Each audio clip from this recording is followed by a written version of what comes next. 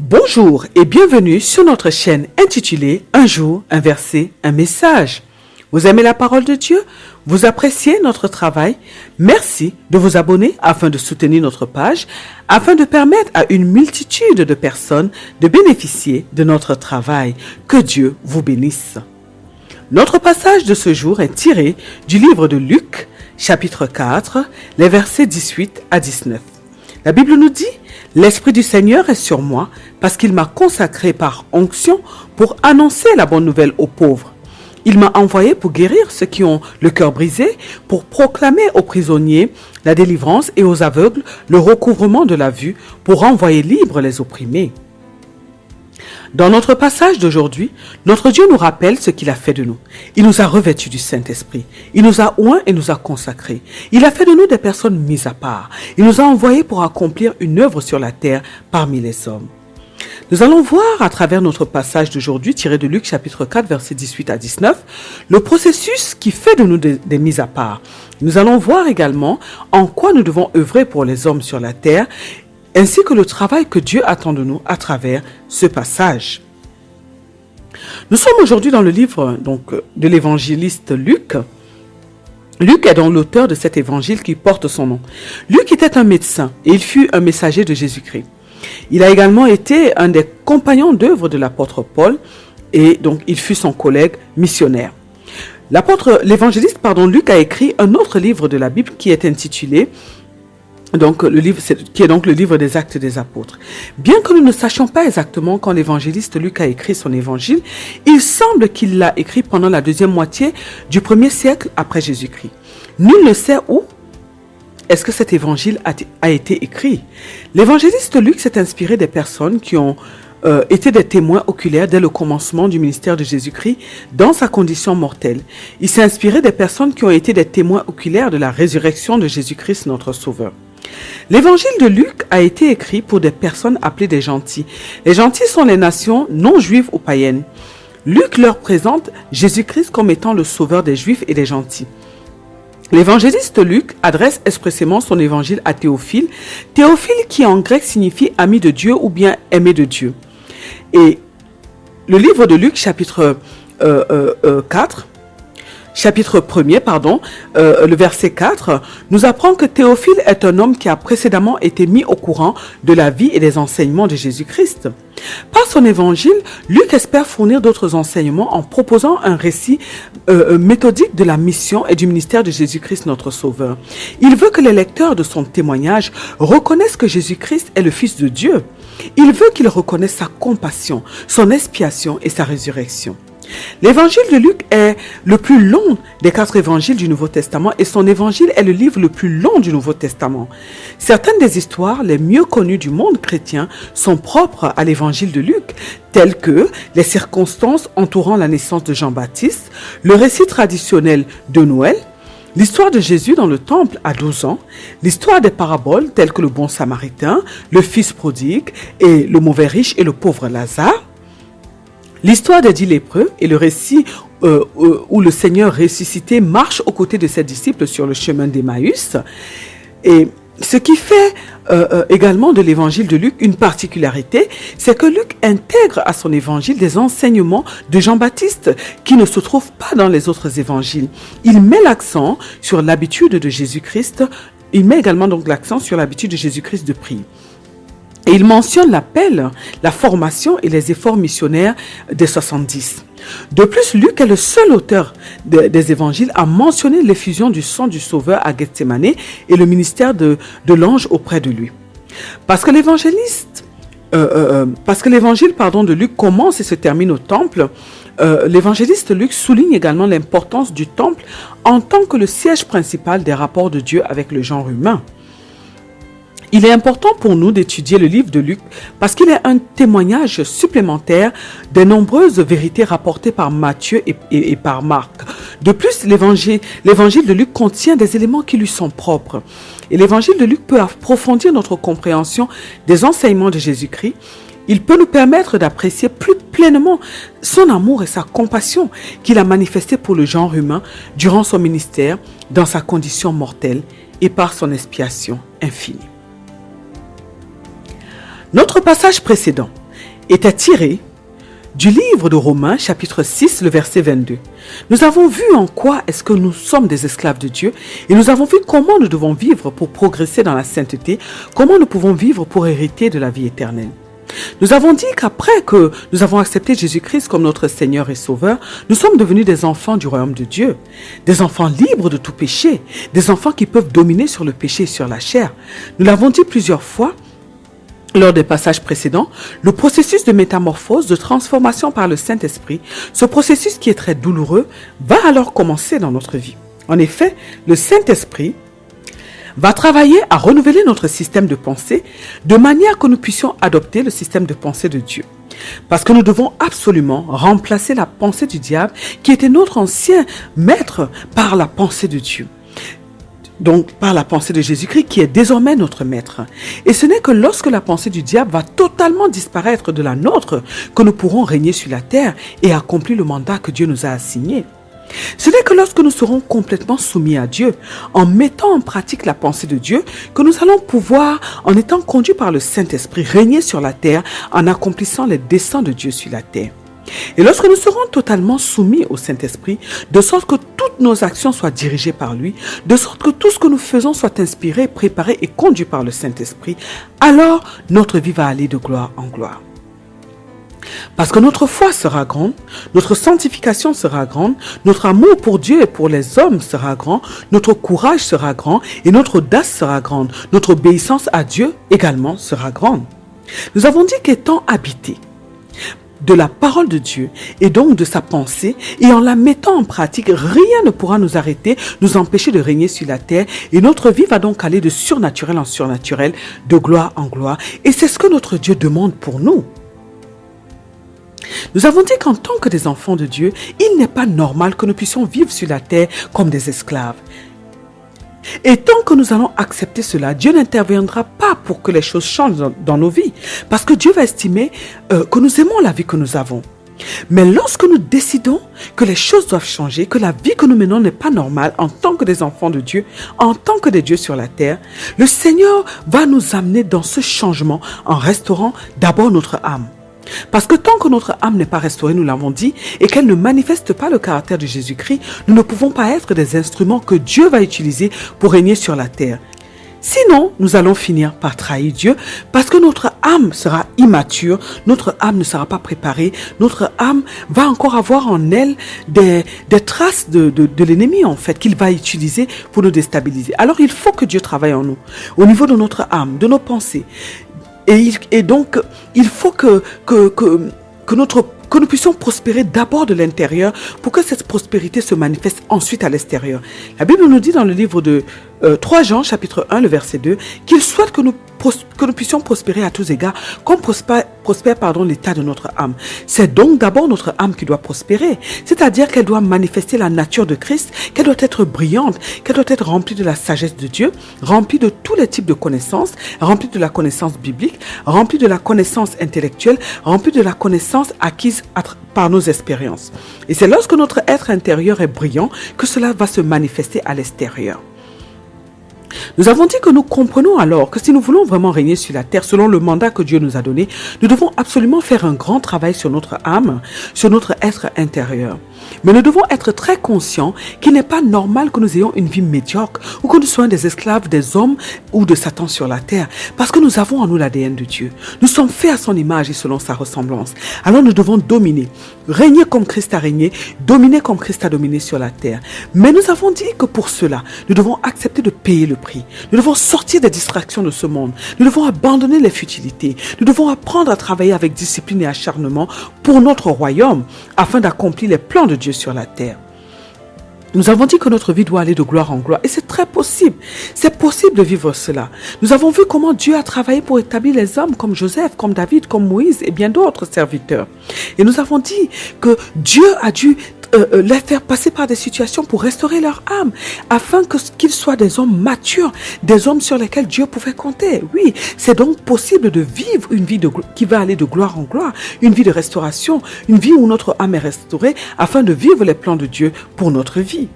Nous avons dit que nous devons comprendre qu'une fois que nous sommes des citoyens du royaume de Dieu, nous n'avons plus rien à voir avec le système du monde. C'est pourquoi nous devons sortir du monde. Et sortir du monde veut donc dire tout abandonner du monde, abandonner les amusements du monde, les plaisirs du monde, la vanité du monde. Nous devons en fait abandonner tout cela, la manière de s'habiller du monde, la manière de parler, la manière de penser, la manière d'agir dans le monde. Nous devons sortir de toutes ces choses parce que désormais nous sommes des hommes et des femmes qui sont mis à part, choisis par Dieu afin que nous puissions accomplir un travail qui demande de la consécration, c'est-à-dire un travail qui demande que nous puissions vivre comme des personnes qui s'abandonnent complètement à Dieu, que nous ne puissions plus vivre comme avant en faisant des choses que Dieu n'agrée pas du tout. Nous avons dit que désormais, nous devons avoir une vie de sanctification permanente. Nous devons avoir une vie qui est consacrée à servir Dieu, à faire uniquement ce que Dieu aime, à marcher dans l'amour, dans la paix, dans la joie surnaturelle, à marcher en manifestant le fruit du Saint-Esprit et rien d'autre. Nous devons choisir nos fréquentations, nous devons surveiller tout ce que nous faisons pour nous assurer que tout ce que nous faisons plaît à Dieu. Nous avons dit que nous pouvons trouver que cela est difficile, mais ce n'est pas du tout une question de difficulté, mais plutôt de choix. Car lorsque nous choisissons de vivre en étant mis à part, nous ne voyons plus cela comme étant difficile, mais nous nous concentrons plus pour faire ce que nous devons faire. Et nous avons donc dit que ce qui est merveilleux, c'est que tous nos efforts ne seront pas du tout vains. Le moment venu, nous allons récolter le fruit de nos sacrifices. Nous avons également dit que nous devons comprendre que nous étions des esclaves de Satan. Christ nous a rachetés au prix de son sang innocent et désormais nous sommes des esclaves de Jésus-Christ. Certes, l'esclavage dans le royaume de Dieu est très différent de celui dans le royaume des ténèbres, mais nous restons des esclaves. Et un esclave ne fait pas ce qui lui plaît, il ne fait pas sa propre volonté, il a un maître qui lui donne des directives, qui lui indique les travaux qu'il doit accomplir.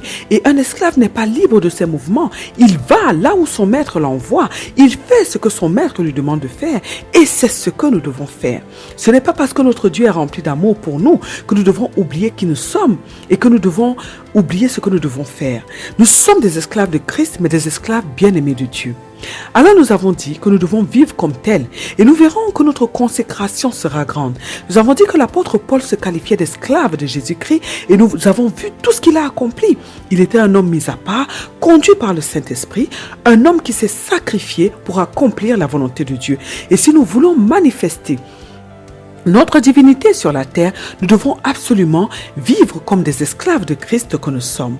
Nous avons dit que dans notre passage précédent, tiré du livre de Romains chapitre 6, le verset 22, notre Dieu nous rappelait que nous avons été sauvés et que nous sommes devenus des esclaves de Dieu.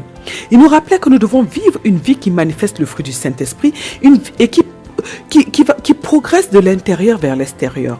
Il nous a rappelé que nous sommes des personnes mises à part et que nous devons donc vivre dans la sainteté tout au long de notre vie et grandir dans notre consécration envers Dieu. Aussi, nous devons manifester la gloire de Dieu sur la terre. Le Seigneur nous a rappelé également à travers ce passage que nous devons tous les jours travailler avec discipline, avec dévouement afin d'accomplir les desseins de Dieu sur la terre. Nous avons dit que nous devons travailler afin de manifester le règne de Dieu et la domination de Dieu sur la terre. C'est-à-dire dominer sur nos difficultés, dominer sur le monde des ténèbres, dominer sur toute la création de Dieu, sauf sur les hommes bien sûr, dominer sur tout ce qui peut nous empêcher d'accomplir la volonté de Dieu. Et donc nous avons donc dit que nous devons montrer le bon exemple à ceux qui ne connaissent pas encore Dieu comme Christ l'a fait. Certes, nous serons haïs du monde, mais Dieu ne nous abandonnera jamais. Alors, nous avons dit que nous devons décider d'obéir à la parole que Dieu nous donne à travers donc ce passage de Romains chapitre 6 et que nous devons donc... Et nous verrons donc que la consécration, le règne, la domination, tout cela est possible dans notre vie par Christ notre Sauveur. Nous avons dit que nous verrons que nous aurons une vie merveilleuse, basée sur le surnaturel de Dieu. Nous verrons que nous serons une bénédiction pour tous ceux qui nous entourent au nom de notre Seigneur Jésus-Christ. À travers notre passage de ce jour, qui est tiré du livre de Luc, chapitre 4, les versets 18 à 19, nous allons donc voir comment Dieu a fait de nous des personnes mises à part. Et nous verrons également pourquoi nous devons accomplir des œuvres pour Dieu sur la terre. La Bible nous dit que l'Esprit du Seigneur est sur nous. Comme nous le savons, lorsque nous acceptons notre Seigneur Jésus-Christ comme notre Seigneur et Sauveur, lorsque notre cœur s'ouvre complètement à lui et qu'il s'y installe, nous devenons des enfants de Dieu. Nous recevons un nouvel esprit et nous devenons donc des nouvelles personnes. Et le Saint-Esprit vient alors s'installer dans notre esprit. Mais nous avons rajouté dans nos passages précédents que pour que nous puissions accomplir le travail que Dieu nous a confié, le Seigneur va nous oindre. Il va nous revêtir par une onction qui est une capacité qu'il va nous donner pour que nous soyons aptes à faire le travail qu'il nous a confié sur la terre. Et lorsque le Seigneur nous oint, ça veut dire qu'il nous a déjà amenés à un niveau de maturité nécessaire pour accomplir ce travail. Ce qui veut dire que le Seigneur a déjà travaillé sur notre âme afin qu'elle soit conduite par le Saint-Esprit de Dieu. Elle est donc restaurée. Parce que si elle n'est pas restaurée, nous allons faire des dégâts à cause des blessures, à cause des complexes qui se trouvent au niveau de notre âme. Et ces choses peuvent même nous pousser à trahir Dieu en cours de chemin. Alors lorsque le Seigneur nous revêt de cette onction, c'est toujours la puissance du Saint-Esprit, mais cette fois-ci, elle nous couvre. Et elle nous accompagne lorsque nous devons faire notre travail. C'est la raison pour laquelle nous devenons des personnes mises à part pour un travail, des personnes qui sont consacrées pour une œuvre, c'est-à-dire des personnes qui ne peuvent plus vivre comme tout le monde, mais qui vont vivre désormais en fonction du travail qu'elles doivent accomplir pour Dieu sur la terre. Ce qui veut dire qu'à cause de notre travail pour Dieu, le Seigneur veut nous demander de ne plus manger de ne plus manger certaines choses, par exemple. Il peut nous donner des interdictions, des directives. Il peut nous demander des temps de jeûne et des temps de prière, par exemple. Nous sommes donc désormais des personnes qui vivent pour accomplir une œuvre pour Dieu. Nous sommes consacrés, mis à part par Dieu, pour Dieu. Par la suite, dans notre passage du jour tiré du livre de Luc chapitre 4, les versets 18 et 19, le Seigneur nous dit que nous avons été mis à part, nous les enfants de Dieu, afin d'accomplir comme première mission d'annoncer la bonne nouvelle aux pauvres.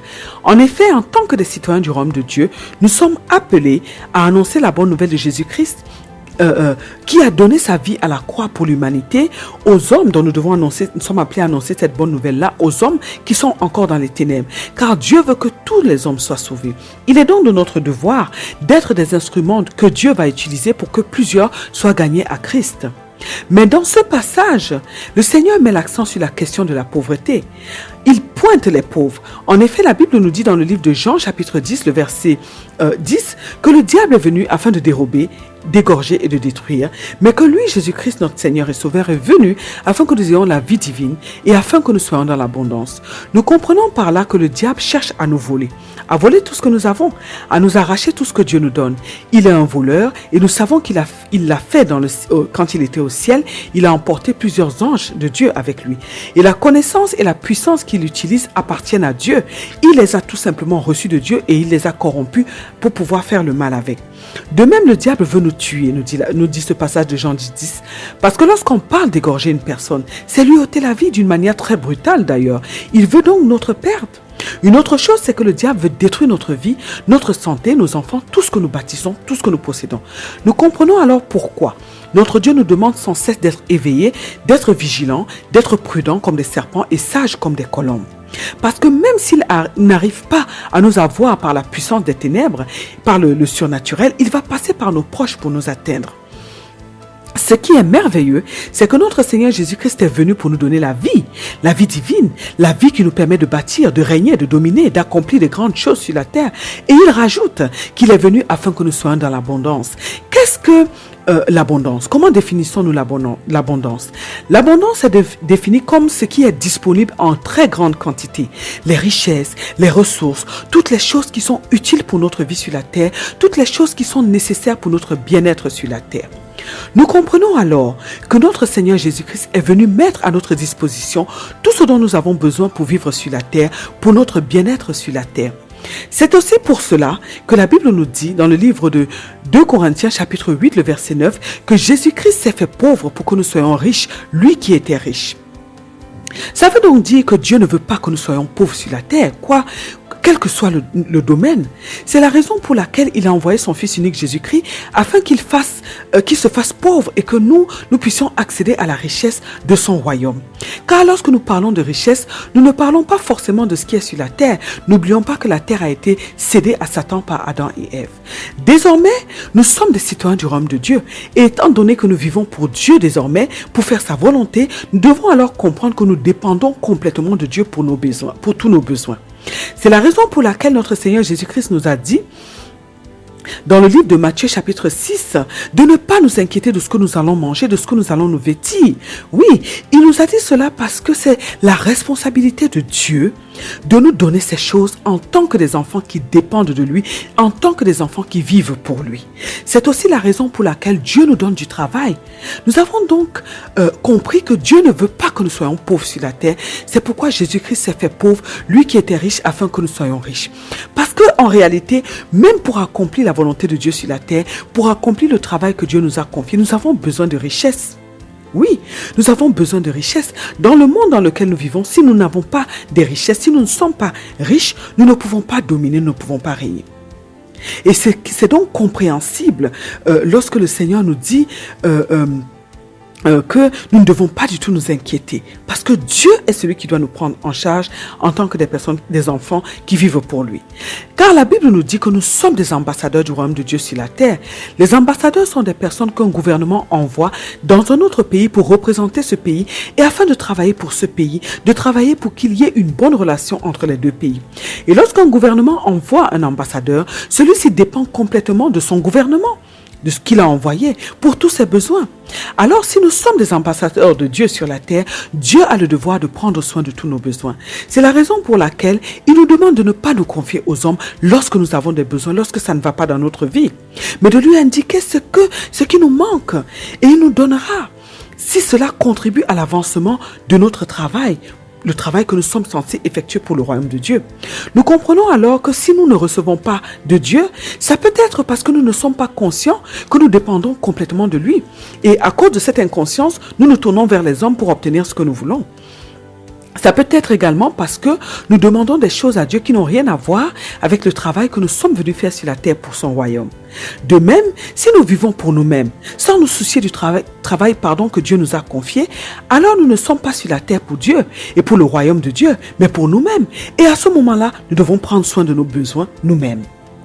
Mais à travers notre passage aujourd'hui tiré du livre de Luc, chapitre 4, les versets 18 et 19, notre Dieu nous dit que nous, ces enfants qu'il a consacrés, qu'il a oints, nous devons annoncer aux pauvres qui sont sur la terre que Jésus-Christ a payé le prix pour qu'ils soient riches sur la terre. Il leur suffit juste d'accepter Jésus-Christ comme leur Seigneur et Sauveur. Il leur suffit juste de vivre pour accomplir les desseins de Dieu sur la terre et le Seigneur leur donnera l'abondance afin qu'ils puissent vivre heureux sur la terre en accomplissant leur travail pour Dieu. C'est pour cela que le livre de Jérémie chapitre 29, le verset 11, nous dit que Dieu n'a pas formé pour nous des projets de malheur, mais des projets de paix et de bonheur pour nous donner un avenir et de l'espérance. En effet, le Seigneur veut nous dire par là qu'il a déjà préparé des bonnes choses pour nous, qu'il a envoyées sur la terre afin que notre vie soit une vie de bonheur et de paix. Nous qui avons consacré notre vie pour le royaume, pour accomplir ses desseins. Mais nous devons savoir que Dieu nous donne ces choses sous certaines conditions. Nous devons vivre pour Dieu et nous devons accepter de grandir pour que nous soyons aptes à accomplir la volonté de Dieu sur la terre. Nous devons être des véritables représentants de Dieu sur la terre afin de bénéficier de ces choses merveilleuses qu'il nous a réservées. Nous comprenons alors, à travers notre passage tiré du livre de Luc, de notre passage d'aujourd'hui tiré de Luc chapitre 4, versets 18 et 19, que nous devons parler de ces choses autour de nous. C'est un devoir. Mais notre propre témoignage va parler plus fort que nos mots. Parce que si Dieu accomplit ces choses pour nous, alors il le fera aussi pour les autres. Notre passage du jour, tiré du livre de Luc chapitre 4, les versets 18 et 19, nous qualifie d'envoyés. La Bible nous dit que Dieu nous a envoyés pour guérir ceux qui ont le cœur brisé, pour proclamer aux prisonniers la délivrance et aux aveugles le recouvrement de la vue, pour renvoyer libres les opprimés. Dieu nous a envoyés sur la terre en tant que ses ambassadeurs pour qu'à travers nous, les hommes qui sont esclaves de Satan et dont l'âme est blessée à cause du rejet, à cause des trahisons, à cause des abus, afin que ces personnes puissent, comme nous, rencontrer Jésus-Christ et retrouver leur liberté, recevoir leur guérison de l'âme, afin que leur âme soit restaurée. Mais Dieu veut que nous soyons des instruments prêts, matures, soumis à lui, obéissants, qu'il va utiliser pour apporter cette consolation aux hommes.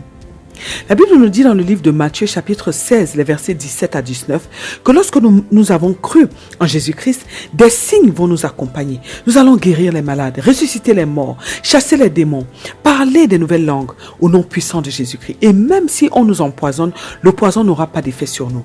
Mais bien aimés dans le Seigneur Jésus-Christ, ce ne sont pas des paroles en l'air. Elles viennent de Dieu et nous savons que Dieu veille sur sa parole pour l'accomplir. Alors nous devons comprendre et prendre conscience que nous avons une grande responsabilité en tant que des envoyés, en tant que des ambassadeurs de Dieu sur la terre. Dieu compte sur nous. Dieu a besoin de nous sur la terre pour étendre son royaume, pour que la paix règne sur la terre comme au ciel. À cause de cela, nous ne pouvons donc plus rester tels que nous sommes et vivre une vie oisive, une vie futile, une vie sans but. Non, nous devons comprendre ces choses et nous lever pour accomplir le travail pour lequel Dieu nous a envoyés sur la terre. À travers notre passage d'aujourd'hui tiré du livre de Luc chapitre 4, les versets 18 à 19, nous avons compris que nous devons grandir, nous devons mûrir, devenir des fils et des filles de Dieu, que le Seigneur va revêtir de son onction. Nous devons devenir des personnes mises à part, que Dieu... mis à part par qui Dieu va accomplir donc son travail sur la terre. Nous avons compris que Dieu nous a oints. Il nous a consacrés afin que nous puissions apporter la bonne nouvelle du sacrifice de Jésus-Christ aux pauvres pour qu'ils sortent de leur pauvreté, afin qu'ils deviennent des enfants de Dieu qui vont à leur tour aider les autres pour qu'eux aussi soient sauvés par Christ. Nous avons compris que Dieu ne veut pas que nous soyons dans la misère, dans la pauvreté, que nous qui travaillons pour son royaume, nous qui vivons pour lui, il doit prendre soin de nous. C'est pourquoi nous ne devons pas courir derrière les hommes pour nos besoins si vraiment nous vivons pour Dieu. Nous avons compris que Dieu nous a envoyés sur la terre pour que par nous, il puisse guérir ceux qui ont le cœur brisé, pour qu'il puisse à travers nous proclamer aux prisonniers la délivrance et aux aveugles le recouvrement de la vue, pour qu'il puisse à travers nous renvoyer libres des opprimés. Nous avons donc compris que nous avons une grande responsabilité vis-à-vis de Dieu et des hommes.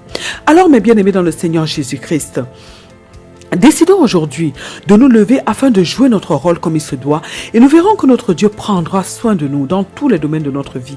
Et malgré le rejet du monde, nous serons heureux parce que Dieu nous aime et qu'il prend soin de nos moindres désirs.